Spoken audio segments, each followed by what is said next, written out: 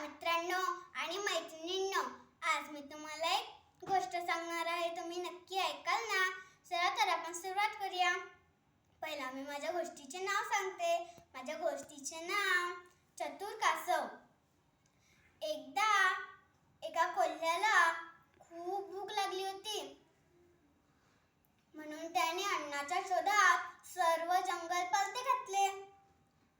तेव्हाच त्याला नदीकाठी एक कासव भेटला.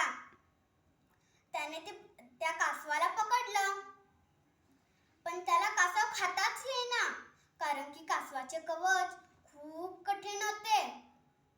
तेव्हाच कासव म्हणाला, कोल्होबा कोल्होबा, मला थोडा वेळ तुम्ही पाण्यात भिजवून ठेवा, म्हणजे माझे कवच मऊ पडेल आणि तुम्ही मला खाऊ शकाल. कोल्ह्याला कासवाच्या बोलण्यावर विश्वास बसला, म्हणून त्याने कासवाला पाण्यात सोडले.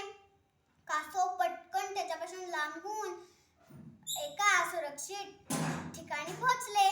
जर तुम्हाला ही गोष्ट आवडली असेल तर लाईक, शेअर, सबस्क्राईब नक्कीच करा.